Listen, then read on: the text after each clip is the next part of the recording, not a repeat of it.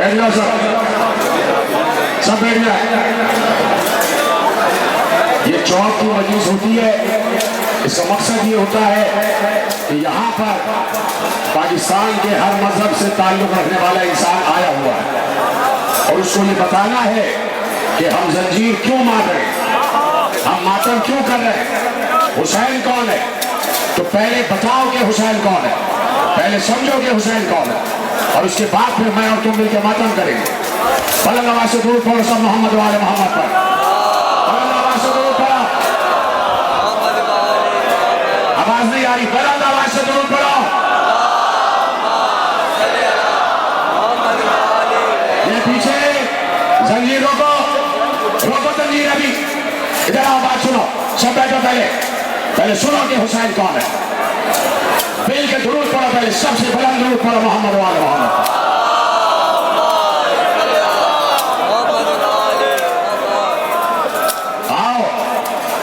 سنو کہ حسین کون ہے. حسین وہ ہے کہ جس نے جب 3 شعبان کو اس دنیا میں قدم رکھا تو کائنات کا کوئی بچہ ایسا نہیں تھا کہ جس کا نام اللہ نے رکھا ہو. حسین کا نام حسین اللہ نے رکھا. حسین کا نام حسین اللہ نے رکھا. حسین کا مطلب ہے کہ اتنا حسین کہ جس سے زیادہ کوئی حسین نہ ہو. حسین شکل میں بھی حسین، حسین زبان میں بھی حسین، حسین گفتگو میں بھی حسین، حسین لہجے میں بھی حسین، حسین اخلاق میں بھی حسین، حسین حلم میں بھی حسین، حسین علم میں بھی حسین، حسین اپنی گود میں بھی حسین، حسین اپنی آغوش میں بھی حسین، حسین کا نانا بھی حسین، حسین کا بابا بھی حسین، حسین کا بھائی بھی حسین، حسین کا دادا ابو طالب بھی حسین. ایسے سنو گے. مجھ سے 2 مہینے پہلے انہوں نے وعدہ لیا کہ چوک کی مجلس بہت بڑی ہوتی ہے اور یہاں سب سننے والے ہوتے. تو ایسے سنو گے. بولنا آتا ہے حسین کے فضائل پر. کرو گفتگو. مجھے وہاں سے آواز آنی چاہیے تمہاری. تھوڑا سا اسپیکر ادھر کرو، مجھے آواز نہیں آ رہی. تھوڑا اسپیکر یہاں کرو، اس کو کہو جاتے ہیں. آ رہی آواز سب کو؟ شروع کروں بات. وہاں سے بتاؤ گے کہ جملہ پہنچ گیا. اب تم ہی بیٹھے ہو، تم سے بات کرنا ہے. وہ تو سن ہی نہیں رہے کہ تم سے میں کہہ رہا ہوں. حسین منی وانا من الحسین. حسین مجھ سے ہے اور میں حسین سے ہوں. میں صرف یہ عالم اسلام سے پوچھنا چاہتا ہوں کہ مدینے میں کئی اصحاب کرام جن پر ہمارا سلام ہو، نہ معلوم 3 شعبان کو مدینے میں کتنے بچے پیدا ہوئے ہوں گے، لیکن رسول صرف ایک حجرے میں گئے اور اسی کو اپنی زبان چسائی، اسی کو اپنی زبان چسائی. کبھی حسین کو کانجے پر بٹھاتے تھے، کبھی حسین کو زانوں پر بٹھاتے تھے، کبھی حسین کو منبر کے دائیں اور بائیں بٹھاتے تھے. کبھی تو یہ ہو گیا کہ سجدہ ہے اللہ کا، پشت پر ہے حسین. سجدہ ہے خدا کا، سجدہ ہے خدا کا اور پشت پر ہے حسین. لاؤ کوئی مدینے کا ایسا بچہ، دکھاؤ کوئی مدینے کا ایسا بچہ کہ جس کے لیے پیغمبر نے اپنی پشت کو مسلح بنا دیا ہو، اپنی پشت کو مسلح بنایا ہو. حسین آئے کیوں مسجد میں؟ اس لیے کہ حسین اپنے حجرے سے نکلے، اور نکلے اس لیے کہ حسین کو پڑھنی تھی نماز. میں جتنے واقعات بیان کر رہا ہوں یہ سب کے سب اہل تسنن، اہل تشیع سب نے لکھے، شیعہ سنی سب نے لکھے. اور یہ وہ موقع ہے کہ جہاں تعصب کی بات ہو ہی نہیں سکتی، اور میں تعصب کا بھی قائل نہیں ہوں. میں چاہتا ہوں کہ بتاؤں کہ سنی اور شیعہ حسین میں کوئی فرق نہیں ہے. جتنا شیعوں کا ہے حسین اتنا ہی ہمارے اہل سنت برادران کا ہے حسین. حسین نکلے، پوری مسجد بھری ہوئی تھی اور سب مصلے سجے ہوئے تھے، اور آخر میں سب سے پہلی محراب عبادت میں رسول سجدہ کر رہے تھے. حسین اپنے حجرے سے نکلے. یہ حضرت ابو ہریرہ رضی اللہ تعالیٰ عنہ نے اس روایت کو لکھوایا ہے. حسین حجرے سے نکلے، حسین نے دیکھا صفیں بھری ہوئی ہے، حسین نے دیکھا صفیں بھری ہوئی ہے. ادھر ہی کھڑے ہو کے میرا دل کہتا ہے کہ ادھر ہی کھڑے ہو کے اللہ سے پوچھا ہوگا پروردگار مجھے نماز پڑھنا ہے، ساری صفیں تو بھری ہوئی ہے، میں کہاں نماز پڑھوں؟ اللہ نے کہا آگے آجا میرے نبی کی پشت تیرا مسلح ہے، میرے نبی کی پشت تیرا مسلح ہے۔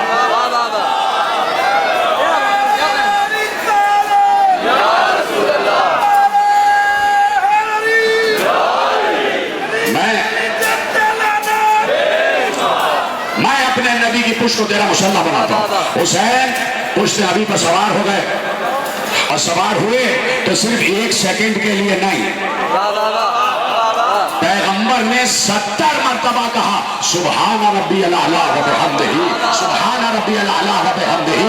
جو پیغمبر کی تسبیح میں اضافہ کروا دے اسے حسین کہتے ہیں، جو پیغمبر کی عبادت کو طول دے دے اسے حسین کہتے ہیں، اسے حسین کہتے ہیں۔ پھر حضرت ابو ہریرہ رضی اللہ تعالیٰ عنہ ارشاد فرماتے کہ ہم مسجد نبوی میں بیٹھے ہوئے تھے، سارے اجلاء ساتھ تشریف فرماتے۔ پہلے تو یہ میں بات بتاؤں عالم اسلام کو کہ جتنی روایتیں اہل بیت کی فضیلت کی ہم تک پہنچی ہیں، جتنی روایتیں اہل بیت کی فضیلت کی ہم تک پہنچی ہیں، ان میں سے 80% وہ ہیں جو صحابہ کے ذریعے پہنچی ہیں۔ ہم تو وہاں موجود نہیں تھے، نہ میں تھا نہ آپ تھے، 1400 برس پہلے ہم تو نہیں تھے۔ 1400 برس پہلے امت محمد اصحاب کرام تھے، سب سے زیادہ اصحاب کرام پیغمبر کے قریب تھے، اور اصحاب کرام کو پیغمبر نے مخاطب کر کے کہا، اور اصحاب نے ہمیں بتایا کہ ہم نے کسی صحابی سے ہم نے سنا کہ اس صحابی نے بتایا کہ پیغمبر سے میں نے سنا کہ پیغمبر نے علی کو مخاطب کر کے کہا انا مدینۃ العلم وعلی بابھا۔ کسی صحابی سے ہم نے سنا کہ اس صحابی نے کہا کہ میں نے پیغمبر کو اپنے کانوں سے یہ کہتے ہوئے سنا کہ یا علی تیرا گوشت میرا گوشت۔ کسی صحابی نے کہا کہ میں نے پیغمبر سے یہ کہتے ہوئے سنا یا علی تیرا خون میرا خون۔ کسی صحابی سے ہم نے سنا کہ پیغمبر کو ہم نے یہ کہتے ہوئے سنا کہ علی مجھ سے ہے میں علی سے ہوں۔ کسی صحابی سے ہم نے سنا کہ پیغمبر کو انہوں نے کہتے ہوئے سنا کہ یا علی تم حکمت کا شہر ہو میں اس کا دروازہ ہوں۔ کسی صحابی سے ہم نے یہ سنا کہ انہوں نے پیغمبر سے سنا کہ پیغمبر نے کہا اپنے بعد جو سب سے زیادہ عالم چھوڑ کر جا رہا ہوں اس کا نام ہے علی۔ کتنی حدیثیں ہیں جو اصحاب کرام کے ذریعے ہم تک پہنچی۔ ایک اور حدیث لے جاؤ کہ جہاں حضرت ابو ہریرہ رضی اللہ تعالیٰ عنہ ارشاد فرماتے ہیں کہ مسجد نبوی کچکچ بھری ہوئی تھی، سارے اجلاء اصحاب کرام تشریف فرماتے، پیغمبر منبر پر بیٹھے تھے، جیسے ہم اس وقت بلندی پر ہیں اور آپ نیچے ہیں، آپ کو نہیں پتا کہ پیچھے کیا ہو رہا ہے، اس لیے کہ پشت ہے، اور جو یہاں ہے اسے معلوم ہے کہ پیچھے کیا ہو رہا ہے۔ اب ایسے ہی رسول منبر پہ ہے، اصحاب کی نگاہ رسول کی طرف ہے، اور رسول اصحاب کو دیکھ رہے ہیں، اور رسول پیچھے بھی دیکھ رہے ہیں کہ کیا ہو رہا ہے۔ ایسے میں اصحاب کہتے ہیں کہ پیغمبر عظیم ترین خطبہ دے رہے تھے، توحید بیان کر رہے تھے، رسالت بیان کر رہے تھے، انبیاء کا آنا بیان کر رہے تھے، شریعت بیان کر رہے تھے، تنزیل بیان کر رہے تھے، تعبیر بیان کر رہے تھے، تفسیر بیان کر رہے تھے، فقہ بیان کر رہے تھے، اخلاق بیان کر رہے تھے، فلسفہ بیان کر رہے تھے، الوہیت بیان کر رہے تھے، توحید بیان کر رہے تھے۔ اتنا اہم خطبہ دے رہے تھے کہ اچانک پیغمبر چپ ہو گئے، خطبے کو چھوڑ دیا۔ اصحاب نے پیغمبر کو دیکھا کہ پیغمبر خاموش کیوں ہو گئے، کہا کہ ہم نے دیکھا کہ نہ صرف یہ کہ خطبے کو چھوڑا بلکہ منبر بھی چھوڑا۔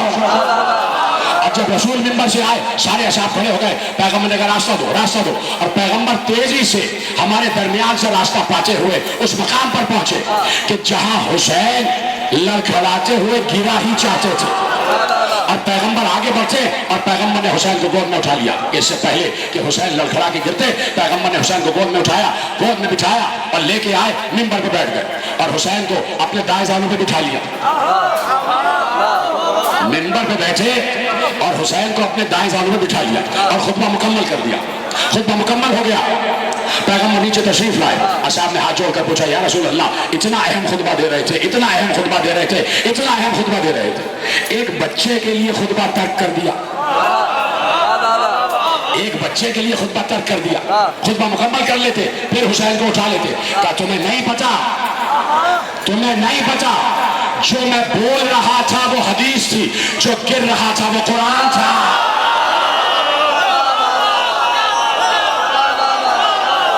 حسین حافظ قرآن ہے، حسین وارث قرآن ہے، حسین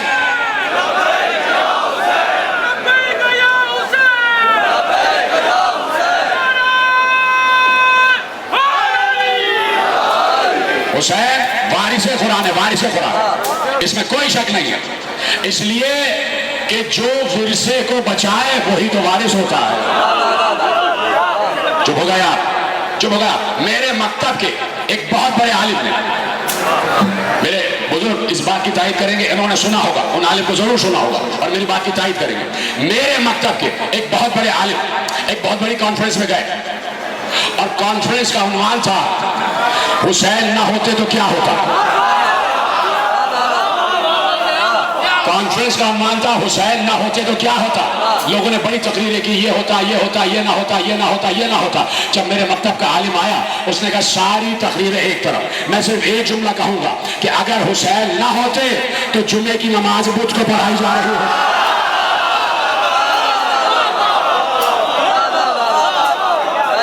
جو ہے جمعہ کی نماز بدھ کو پڑھائی جا رہی ہوتی۔ حسین نے بتایا کہ دین دین ہی رہے گا، دین میں تبدیلی نہیں آئے گی، دین میں اپنی مرضی کا دین نہیں چلے گا۔ چلو تمہاری خاموشی کی نظر ایک جملہ کرتا ہوں، خدا سب کو سلامت رکھے۔ جب باتیں غدیر ہو گئی، دیکھو دین سے اپنا اپنے مطلب کا نہیں لینا۔ دین یہ نہیں ہے کہ جتنا اپنی مطلب اپنے فائدے کا ہے وہ لے لو اور جو فائدے کا نہیں ہے وہ چھوڑ دو۔ دین مکمل لینا، جو رسول دے اسے لو اور جس سے روکے اس سے رک جاؤ۔ یہ ہے کل دین، یہ ہے دین کی ڈیفینیشن، یہ ہے دین کی ڈیفینیشن کہ ما آتاکم الرسول فخذوہ وما ینتہ عنہ فانتہوا، جس سے روکے اس سے رک جاؤ، جو دے اسے لے لو۔ کل دین یہ ہے، یعنی مصطفیٰ پر دین کا دار و مدار ہے، دین کا دار و مدار عمل مصطفیٰ پر ہے، قول مصطفیٰ پر ہے، یہ ہے دین۔ غدیر قائم ہو گئی، غدیر قائم ہو گئی اور غدیر پہلے ہوئی ہے، غدیر پہلے ہوئی ہے۔ وہ غدیر والی 18 ذی الحج پہلے ہے اور وہ والی 18 ذی الحج بعد کو ہے۔ تو سمجھ گئے ان کو میرا سلام ہے، جو نہیں سمجھے ان سے سمجھ لیں کہ جو سمجھ گئے۔ پیغمبر نے علی کی خلافت کا اعلان اپنی زندگی میں کیا تھا۔ حضرت عثمان غنی رضی اللہ تعالیٰ عنہ جس 18 ذی الحج کو اس دنیا سے تشریف لے گئے، وہ بہت بعد کا معاملہ، بہت بعد کا معاملہ۔ لوگ اس کو کنفیوز نہ کیا کریں، یہ بیچ میں شیعہ سنی لڑائی کروانے کے لیے کچھ شیطان سے بد لوگ آ جاتے ہیں کہ بھئی غدیر اس لیے منائی جاتی ہے کہ خلیفہ ثالث کی خوشی میں، ایسا کچھ نہیں ہے۔ غدیر منائی جاتی ہے خلیفہ چہاروں کی خوشی میں، علی ابن ابی طالب کی خوشی میں۔ تو اب غدیر ہو گئی اور پیغمبر نے، اب دے رہا ہوں جملہ اور شاید یہ جملہ آپ تک پہنچ جائے، آگے پیچھے جہاں جہاں حضرات تشریف فرما۔ میں صرف یہ پوچھنا چاہتا ہوں کہ پیغمبر نے ایک حدیث کہی تھی اور حدیث متفق علیہ ہے، جناب مسلم ابن حجاج صحیح مسلم سے لے کے اور صحیح ابن ماجہ تک اور کنز العمال سے لے کے مشکاۃ شریف تک، اور یہ ہمارے مکتب میں بھی سب نے لکھا ہے۔ پیغمبر نے جاتے جاتے کہا ستفترق امتی علی ثلاثۃ سبعین فرقۃ کلہم فی النار الا واحد۔ کہا پیغمبر نے کہا اے میری امت، اصحاب کو مخاطب کر کے کہا، اے میرے ساتھ سارے کے سارے سناؤ، آگے بات بڑھاؤ۔ پیغمبر نے اصحاب کو مخاطب کر کے کہا سنو میرے اصحاب، میری امت میرے بعد 73 فرقوں میں تقسیم ہو جائے گی، جن میں سے سب کے سب جہنم میں جائیں گے سوائے ایک کے۔ یہ متفق علیہ حدیث ہے، متفق علیہ، کہ سب جہنم میں جائیں گے سوائے ایک کے، یعنی ایک کا مقام ہے جنت اور 72 کا مقام ہے جہنم، یہ پیغمبر کہہ رہے ہیں۔ تو اب میں یہ پوچھنا چاہتا ہوں، کیا پیغمبر یہ چاہتے تھے کہ امت فرقوں میں بڑھ جائے؟ جواب دے نہیں، بالکل نہیں۔ کیوں؟ اس لیے کہ نبی وہ کام کہتا ہی نہیں کہ جس کو پہلے سے قرآن منع کر چکا ہو۔ قرآن نے کہا فاعتصموا بحبل اللہ جمیعا ولا تفرقوا، اللہ کی رسی کو مضبوطی سے تھامو اور فرقے نہ بناؤ، فرقوں میں تقسیم نہ ہو۔ آج امت فرقوں میں تقسیم ہے یا نہیں؟ ہے۔ تو اب اس پر بعد میں اعتراض کر لینا کہ یہ تعزیہ کیوں اٹھایا جاتا ہے، اس پر بعد میں اعتراض کر لینا کہ یہ گھوڑا کیوں اٹھایا جاتا ہے، اس پر بعد میں اعتراض کر لینا کہ جھولا کیوں اٹھایا جاتا ہے، اس پر بعد میں اعتراض کر لینا کہ تعزیہ قرآن میں دکھاؤ، اس پر بعد میں اعتراض کر لینا کہ جھولا قرآن میں دکھاؤ، اس پر بعد میں اعتراض کر لینا کہ تابوت قرآن میں دکھاؤ۔ میں کہتا ہوں کہ پہلے یہ تو قرآن میں دکھاؤ کہ کیا فرقوں کے نام بھی قرآن میں ہیں۔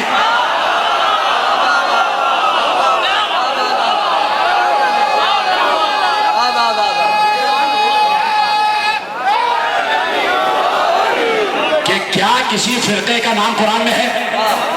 کیوں ہوگا قرآن میں نام فرقے کا؟ اس لیے کہ قرآن فرقہ واریت کو منع کرتا. تو سب سے پہلے عالم اسلام قرآن کی خلاف ورزی کر رہا ہے. گستاخی قرآن ہے کہ اگر فرقے بنا لیے تو گستاخی قرآن پر بھی تو کوئی آرڈیننس لاؤ, گستاخی حکم خدا پر بھی تو کوئی آرڈیننس لاؤ. اللہ کہہ رہا ہے فرقے نہیں بنیں گے اور تم نے فرقے بنائے, یہ گستاخی قرآن ہے. اس پر کون سا آرڈیننس ہے؟ اس پر کون سی شک لگے گی؟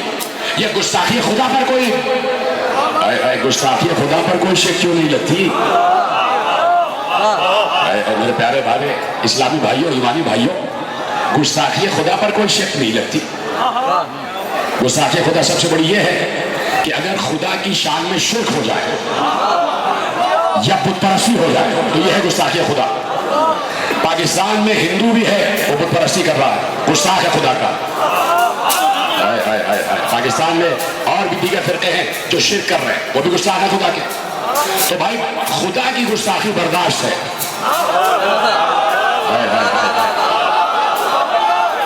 تو فرما رہے نہیں صاحب آپ غلط بات کر رہے ہیں, غلط بات کر رہے ہیں. نہیں ایسی بات نہیں ہے. یہ جو ہے یہ اقلیت ہے اور اقلیتوں کا احترام واجب ہے.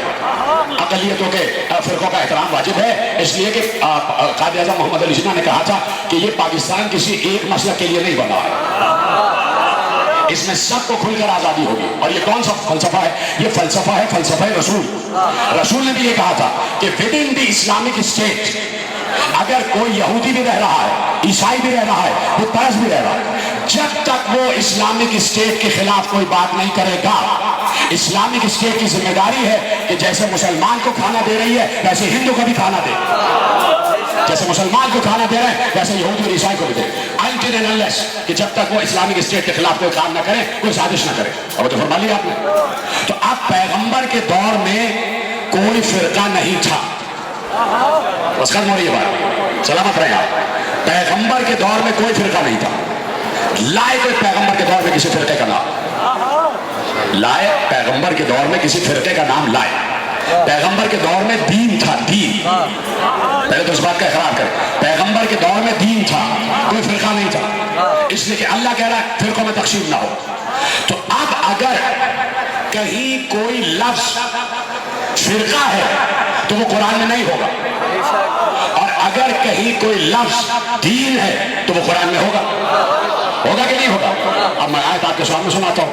نتیجہ میں نہیں دوں گا, نتیجہ آپ مجھے دیں گے کہ اب میں نے کیا کہا. اب آپ مجھے بتائیں گے کہ میں نے کیا کہا. میں نے کہا اگر کوئی لفظ فرقہ ہے تو وہ قرآن میں نہیں ہوگا, اور اگر کوئی لفظ دین ہے تو وہ قرآن میں ہوگا. اب میں ہدایت سناتا ہوں آپ کو.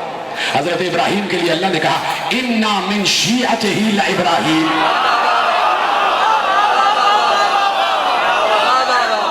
اِنَّا مِن شِیعَتِهِ لَإِبْرَاہِیم, ابراہیم اس کے شیعوں میں سے تھا. قرآن میں 3 مرتبہ لفظ شیعہ آیا ہے, 3 مرتبہ قرآن میں لفظ شیعہ آیا. تو اللہ یہ چاہ رہا ہے کہ فرقوں میں تقسیم نہ ہو. تو پیغمبر کے دور میں کوئی فرقہ نہیں تھا. کیوں؟ اس کی وجہ یہ ہے کہ جب رسول موجود ہیں تو کسی فرقے کی کیا ضرورت ہے, کسی دوسرے امام کی کیا ضرورت ہے, کسی ولی کی کیا ضرورت ہے, کسی فقیر کی کیا ضرورت ہے, کسی شاعر کی کیا ضرورت ہے, کسی مفسر کی کیا ضرورت ہے. جب بھی اصحاب کو کوئی پرابلم ہوتی تھی وہ رسول سے ہاتھ جوڑ کے پوچھتے تھے یا رسول اللہ اس مسئلے کا حل بتائیے, اس مسئلے کا حل بتائیے. تو جب تک رسول موجود رہے فرقہ نہیں بنا. اس کا مطلب ہے کہ اگر آج بھی رسول ہوتے, جی سلامت رہے, اس کا مطلب ہے کہ اگر آج بھی رسول ہوتے تو کوئی فرقہ نہ ہوتا. کیوں؟ اس لیے کہ رسول سے سب رسول سے پوچھتے یا رسول اللہ اس کا مطلب کیا ہے, اس کا مطلب کیا ہے, اس کا مطلب کیا ہے, اس کا حل کیا ہے. تو اب میں پوچھنا چاہتا ہوں کہ جب کسی ڈاکٹر کے پاس جاتے ہو اور اس سے اپنی بیماری بیان کرتے ہو تو ڈاکٹر نبض دیکھ کے کہتا ہے بھائی تمہیں بخار ہو رہا ہے, جاؤ گھر جاؤ. آپ کہیں گے صاحب بخار ہو رہا ہے, آپ نے بتا دیا بیماری, تو اس کا علاج بھی تو بتائیے, اس کا علاج بھی تو بتائیے. ڈاکٹر کا کام صرف بیماری بتانا نہیں ہوتا, اس کا علاج بھی ہوتا ہے. تو پیغمبر نے امت کی بیماری بتائی کہ امت کو فرقوں کی بیماری لگ جائے گی. تو اب وہ رسول نہیں, وہ طبیب نہیں, وہ رحمت نہیں کہ جو بیماری تو بتائے لیکن بیماری کا علاج نہ بتائے.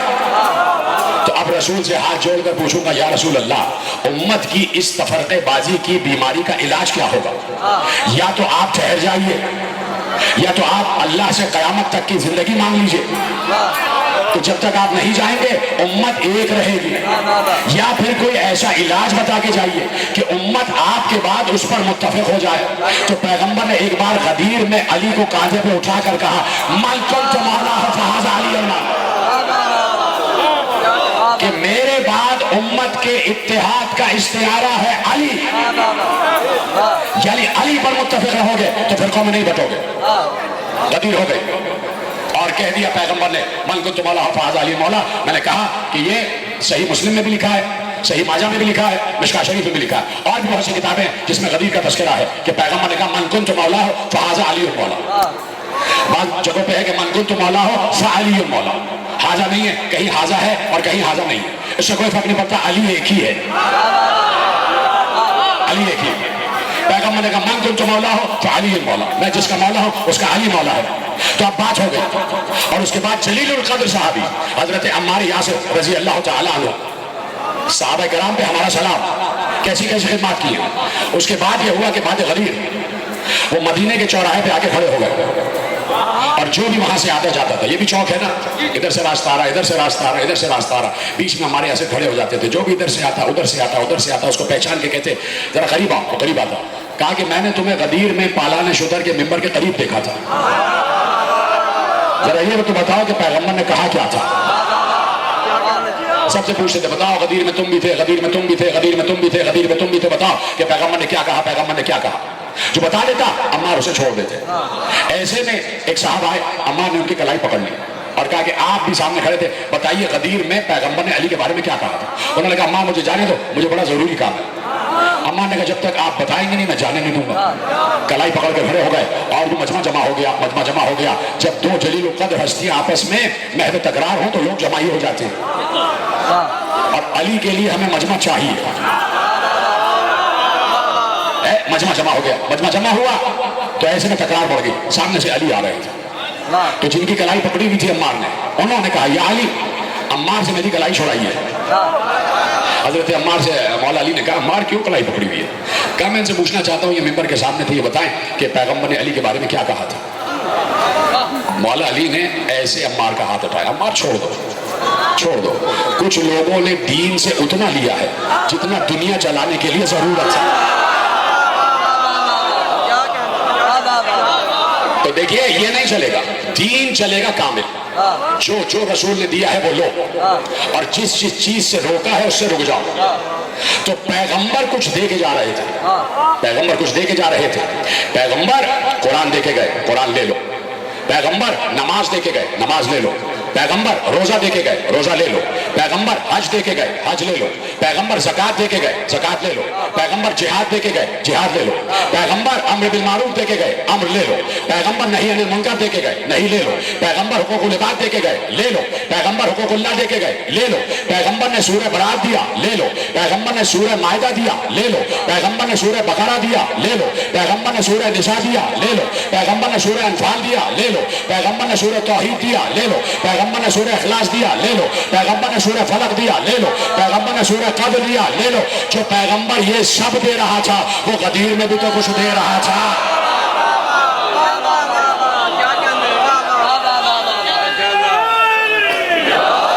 وہ غدیر میں بھی تو کچھ دے رہا تھا. اور صرف یہی نہیں، امت کو تحفے دے کے گئے، امت کو تحفے دے کے گئے. حضرت ابو ہریرہ، پھر میں آپ کے حوالے کرتا ہوں کہ حضرت ابو ہریرہ رضی اللہ تعالی عنہ ارشاد فرماتے ہیں کہ پیغمبر اپنے حجرے سے باہر آئے.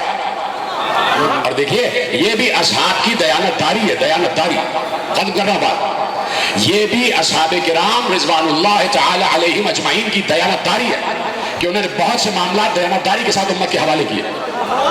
خود حضرت ابو ہریرہ رضی اللہ تعالی عنہ ارشاد فرماتے ہیں کہ پیغمبر بیٹھے ہوئے، مسجد نبوی کا فرش ہے، اور کسی صاحب نے لا کے پیغمبر کے سامنے کھجور رکھ دی، کھجور رکھ دی.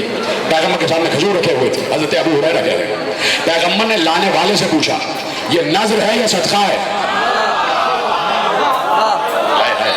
پیغمبر نے دینے والے سے پوچھا یہ بتا یہ نذر ہے یا صدقہ ہے؟ انہوں نے کہا یہ صدقہ ہے. پیغمبر نے کہا ہم آل محمد پہ صدقہ حرام ہے، اور کہا ابو ہریرہ یہ تم لے جاؤ۔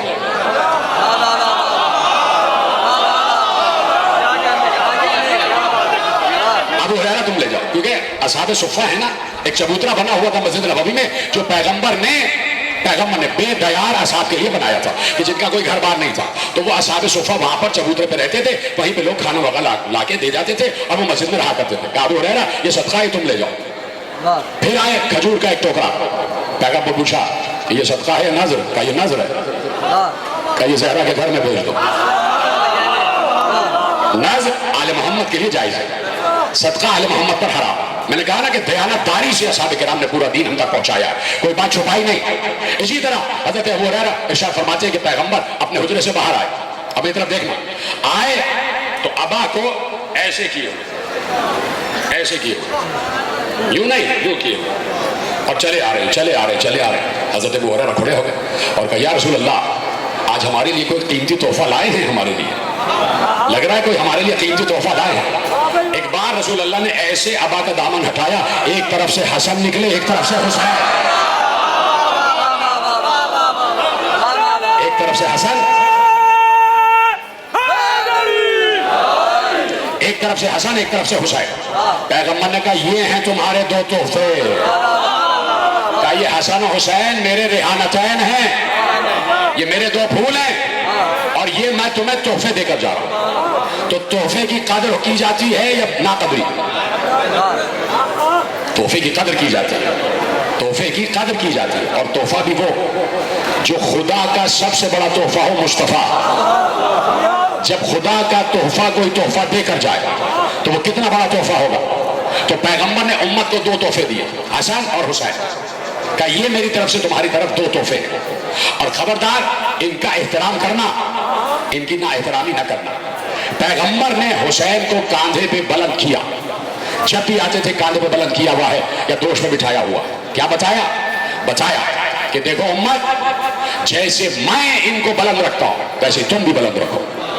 تو علامہ عبد الحسن زیدی علی اللہ مقامہ نے کہا کہ امت نے بلند تو کیا لیکن نوک نیزہ پر بلند کر، نیزے کی نوک پر بلند کر دیا۔ یہ ہے سب سے بڑی ناقدری، یہ ہے سب سے بڑی گستاخی رسالت، کہ جس کے بارے میں رسول احترام کا حکم دے کے جائے اس کی نا احترامی کی جائے۔ اس کو کہتے ہیں گستاخی رسالت، اس کو کہتے ہیں نا احترامی رسالت، کہ حسین کی قدر نہ کی امت نے۔ رحمت للعالمین کا نواسہ تھا حسین۔ حسین نے جب خطبہ دیا ہے، جب آخری خطبہ دے رہے تھے حسین ابن علی، تو ایک جا کے پڑھو حسین ابن علی کے بلاغت الحسین پوری کتاب ہے جس میں خطبے امام حسین اسلام کے جمع ہیں، ختم ہو رہی ہے بات۔ امام حسین نے سب سے مخاطب ہو کے کہا فوج یزید سے، امام حسین گھوڑے پہ تشریف فرما ہے اور علی اصغر دفن ہو چکے ہیں، اصغر کی قبر بن چکی ہے، اور اب حسین آ کے فوجی اشقیہ کے سامنے کھڑے ہوئے ہیں، بس 2 یا 5 منٹ رہ گئے اور اس کے بعد آپ اور میں ماتم کریں گے۔ حسین گھوڑے پہ بلند ہے، سامنے دیکھو ابن خلدون بہت متعصب ایک تاریخ دان ہے، لیکن اس نے بھی کم سے کم تعداد 2 لاکھ کی لکھی کہ جو حسین سے لڑوانے کے لیے لائے گئے تھے، اور زیادہ سے زیادہ تعداد 7 لاکھ یا 9 لاکھ ہے۔ تو حسین کے سامنے لشکر ہے، اور حسین نے سب کو مخاطب کر کے کہا بتاؤ کیا میں نے دین بدلا ہے؟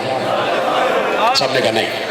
کہا کیا میں نے شریعت بدلی ہے؟ سب نے کہا نہیں۔ کیا میں نے قرآن بدلا ہے؟ سب نے کہا نہیں۔ کہا کیا میں نے تمہارے ملک و مال کو لوٹا ہے؟ کہا نہیں۔ کیا میں نے تمہاری زمین و باغات پہ قبضہ کیا ہے؟ کہا نہیں۔ جب سب سے اقرار کروا لیا کہ نہیں نہیں نہیں، تو حسین نے پوچھا پھر مجھے کیوں قتل کرنا چاہتے ہو، پھر مجھے کیوں مارنا چاہتے ہو؟ سنا کا جملہ، سب نے یک زبان ہو کر کہا حسین تم سے نہیں، تمہارے باپ علی سے دشمنی ہے، بغض لابیک، تمہارے باپ علی سے دشمنی ہے، کہ تمہارے بابا نے ہمارے آباء و اجداد کو خیبر و خندق و احد و بدر میں مارا تھا، ہم اسی کا بدلہ لینے آئے ہیں۔ تو میرے عزیزوں، میری مائیں بہنیں جہاں بھی سن رہی ہیں، ایک جملہ سن لیں، حسین نے بغض علی کے بدلے کم دیے، حسین سے بغض علی کے بدلے کم لیے گئے ہیں، زینب سے زیادہ لیے گئے۔ زینب بھی تو حسین کی بہن تھی نا، شریکت الحسین۔ لیکن میرے عزیزوں مجھے معاف کر دینا، میں اپنے امام کی بارگاہ میں معافی مانگ کر کہتا ہوں کہ بی بی کا لقب شریکت الحسین ہے نا، کہ جتنے حسین نے مصائب اٹھائے اتنے ہی زینب نے اٹھائے، لیکن میں امام حسین سے معافی مانگ کر ہاتھ جوڑ کر کہنا چاہتا ہوں کہ مولا جتنے لاشیں آپ نے اٹھائے اتنے ہی لاشیں زینب نے دیکھے، ہر لاشے پر زینب نے گریہ کیا، ہر لاشے پر زینب نے گریہ کیا، یہاں تک کہ زینب نے 70 قدم سے آپ کا گلا کٹتے ہوئے بھی دیکھا، لیکن مولا آپ کے مصائب کی انتہا وہاں ہو گئی جہاں آپ کا سر کٹ گیا، لیکن زینب کی مصیبتیں رکی نہیں۔ زینب نے وہ مصائب سہے کہ کائنات میں کوئی خاتون اتنے مصائب سہ کے عزم و حوصلے پر برقرار نہیں رہ سکتے۔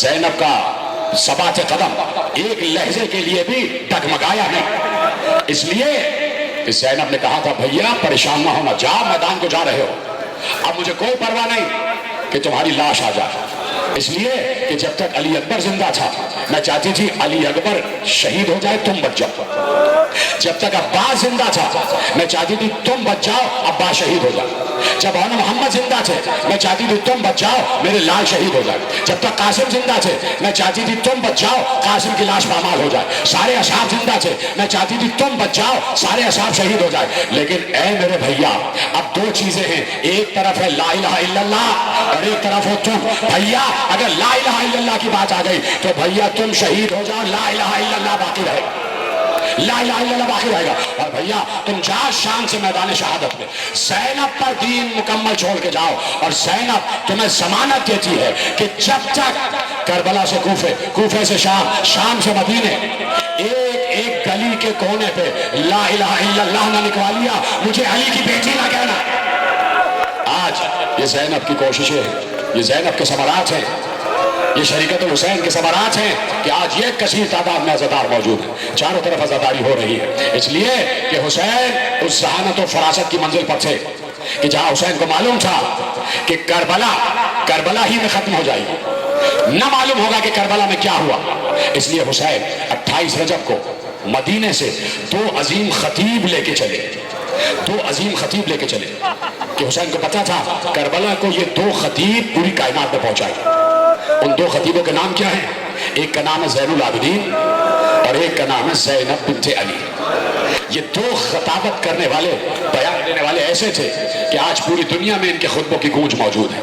آج اگر میری ماں بہنوں تمہارے سروں پر پردہ ہے تو شکریہ ادا کیا کرو زینب کا، اگر ہے میرے دوستوں تمہارے جسم میں خون ہے تو شکریہ ادا کرو علی اکبر کے زخمی جگر کا، اگر آج لا الہ الا اللہ اور محمد رسول اللہ میں حرارت ہے تو یہ حرارت خون حسین ہے کہ آج جب حسین جا رہے تھے تو گھوڑے ہی نے پیچھے روک کر کے بتایا آقا ذرا پیچھے دیکھیے، اب جو دیکھا سکینہ گھوڑے کے سموں سے نکلی، جو جنا میرے بابا کو نہ لے جا، جو جنا میرے بابا کو نہ لے جا، حسین نے سکینہ کو سینے سے لگا لیا، سکینہ جانے دو، سکینہ جانے دو، بابا کہاں جا رہے ہیں؟ کہ بیٹی وعدہ گاہ کو جا رہے ہیں، کہ بابا جہاں جا رہے ہیں وہاں پانی ملتا ہے، یہ جملہ رونے کے لیے کافی تھا، بابا جہاں جا رہے ہیں وہاں پانی ملتا ہے۔ حسین نے کہا بیٹی بہت پیاس لگی ہے؟ کہا بابا مجھے پیاس نہیں، چلے گئے چچا عباس اب مجھے پیاس نہیں، کہا پھر کس لیے پانی مانگ رہی ہو؟ کہا بابا ابھی ابھی آپ نے علی اصغر کی قبر بنائی ہے، میرے بھیا کی قبر سوکھی ہوئی ہے، اس پہ چند قطرے پانی بھی ٹپکا دو۔ یہ ہے سکینہ جسے اپنے بھائی کی اتنی پرواہ ہے، آخر وقت تک اپنے بھائی کو، اپنے بابا کو یاد کرتی رہی، اور یہی ذوالجناح جس پہ حسین بیٹھے اور چلے ہیں 17 حملے کیے ہیں حسین نے، ذوالکفل تک فوجوں کو بھگاتے ہوئے لے گئے، اور بار بار لا حول ولا قوت الا باللہ علی العظیم کہتے ہوئے واپس آتے تھے، فوجیں ہاتھ جوڑ لیتی تھی حسین رحم کرو، حسین رحم کرو، پھر حسین واپس آتے تھے، پھر حملہ کرتے تھے، اور تمہیں پتا ہے کہ حسین نے جو جنگ لڑی ہے کس کے کہنے پر لڑی ہے؟ آئے ضرور کہہ دینا، حسین نے جو جنگ لڑی ہے کربلا میں کس کے کہنے پر لڑی ہے؟ ایک بار جیسے ہی حسین جانے لگے تو زینب نے کہا بھیا تمہیں میرے حق کی قسم، یہ جو فوج یزید ہے انہوں نے تمہارا صبر تو دیکھ لیا، اب انہیں تم بتاؤ کہ تم علی کے بیٹے بھی ہو، بھیا جنگ کرو اور حملے کرو، خیبر خندق کی یاد دلا دو۔ زینب کی فرمائش پہ حسین نے ذوالفقار کو نیام سے نکالا اور وہ جنگ کی ہے کہ کشتوں کے پشتے لگا دیا، آخری حملہ کر کے واپس آئے، آسمان سے آواز آئی یا ایتھا النفس المطمئنہ ارجعی الی ربک راضیۃ مرضیہ فادخلی فی عبادی وادخلی جنتی، حسین آجا واپس آجا، تیرا رب تیرا انتظار کر رہا ہے، حسین میرے مخصوص بندوں میں داخل ہو جا، حسین میرے مقام میں آ جا، میری جنت میں آ جا۔ یہ کیسے ہو سکتا ہے کہ حسین کا اللہ بلائے اور حسین نہ جائے؟ سن لینا میرے عزیزوں، جیسے ہی آسمان سے آواز آئی، حسین نے ذوالفقار کو بلند کر کے نیام میں رکھا اور رکھتے رکھتے کہہ رہے تھے انا للہ و انا الیہ راجعون، انا للہ و انا الیہ راجعون۔ یہ وقت دیکھ رہے ہو، یہ وقت دیکھ رہے ہو، اسی وقت کے مسائل پڑھ رہا ہوں، اسی وقت کے مسائل پڑھ رہا ہوں، اسی وقت ہوا۔ حسین زین فرس سے زمین پر آ گئے، حسین کے جسم پر 2000 زخم لگے ہوئے تھے، 2000 زخم، تیر کے اندر تیر گھسے ہوئے تھے، تیر کے اندر تیر گھسے ہوئے تھے۔ حسین زمین پر بیٹھ گئے، دو زانو ہو کے بیٹھ گئے۔ ایک شخص آگے بڑھا، اس نے حسین کے پہلو سے نیزہ مارا اور یہاں سے نیزہ باہر آ گیا۔ حسین نے کہا پروردگار تیرا شکر ہے، سبحان ربی الاعلی و بحمدہ۔ ایک شخص آگے بڑھا، اس نے حسین کے سینے سے نیزہ پار کیا، پشت سے نکل گیا۔ ابھی میں نے کچھ پڑھا نہیں ہے، حسین نے جیسے ہی سینے والا نیزہ باہر نکالا، میرے مولا زین العابدین کا میں جملہ بتاتا ہوں کہ جب 14 محرم کو میرے مولا نے حسین کا لاشا دفنایا ہے تو میرے مولا چیخ مار کے روئے تھے۔ بنی اسد نے کہا کیا وجہ ہے؟ کہا میرے بابا کے جسم میں سوراخ تھا، جو نیزہ باہر نکالا تھا سوراخ ہو چکا تھا۔ عجب اللہ، روتے رہو، بہت کم لوگوں کو رونا آتا ہے، لیکن کیا ہی اچھا ہے کہ ہائے حسین کہتے رہو۔ ایک شخص اور آگے بڑھا، اس کے پاس کچھ نہیں تھا، اس نے سامنے سے ایک پتھر اٹھایا، حسین کے سر مارا، حسین کا سر شلافتہ ہو گیا، حسین کے سر سے لہو بہ رہا تھا، حسین کی پیشانی سے لہو بہ رہا تھا، حسین کے جسم سے لہو بہ رہا تھا۔ ایسے میں معلی سبتین مقتل لکھنے والے نے عجیب روایت لکھی، اسی وقت کی روایت پڑھ رہا ہوں کہ ایک مرتبہ خیمے کا پردہ ہٹا، چھوٹی سی سکینہ نے پھوپھی کا دامن پکڑ پکڑ کر کہا پھوپھی اماں کیا اجازت ہے کہ میں آخری نگاہ بابا کو دیکھوں؟ کیا اجازت ہے؟ کہ فضا دیکھو میرا بھائی کہاں ہے، فضا دیکھو میرا بھائی کہاں ہے، دیکھو سکینہ کو دور سے میرے بھائی کی زیارت کروا دو۔ سکینہ آگے بڑھتے ایک بار اس مقام پر پہنچی کہ جہاں حسین دو زانو بیٹھے ہوئے تھے۔ سکینہ کی خوشبو حسین کے مشام جاں میں گئی، حسین نے سکینہ کی خوشبو کو پہچانا، اپنی گردن کو اٹھایا، دیکھا سامنے 4 برس کی بچی کھڑی ہوئی ہے۔ کہا سکینہ بیٹی تو یہاں کیوں آ گئی؟ چاروں طرف نیزے تلواریں پڑے، چاروں طرف لاشیں پڑے۔ ایک بار سکینہ کہتی ہے بابا آخری بار کلیجے سے لگا، بابا آخری بار سینے سے لگا۔ یہ کیسے ہو سکتا ہے کہ بیٹی کہے اور بابا کی باہیں نہ کھل جائیں؟ حسین نے آنکھیں بند کی اور آواز دی سکینہ آ جا، اپنے بابا کے کلیجے سے لگ جا۔ حسین بہت دیر تک باہیں پھیلائے ہوئے بیٹھے رہے، سکینہ کلیجے سے نہ لگی۔ اب جو حسین نے آنکھ کھول کر دیکھا سکینہ وہیں کھڑی تھی۔ کہا سکینہ میرے کلیجے سے کیوں نہیں لگ رہی؟ کہا بابا بات یہ ہے کہ میرے ہاتھ چھوٹے ہیں اور آپ کے سینے پہ جو تیر ہیں وہ بہت بڑے ہیں، میرے ہاتھ آپ کے سینے تک نہیں پہنچ رہے، وہ ماتم کر لینا ماتم۔ ایک بار حسین نے اپنے سینے سے تیروں کو ہٹایا، ہٹانے کے بعد سکینہ کو لپٹایا، بہت دیر تک سکینہ لپٹی رہی۔ شبر آگے بڑھا، کہا ہٹاؤ بچی کو، ہٹاؤ مجھے تمہارا گلا کاٹنا ہے۔ جب سکینہ نہ ہٹی، شبر آگے بڑھا، بچی کو بالوں سے پکڑ کر دور دھکا دیا۔ حسین نے کہا سکینہ کو سنبھالو۔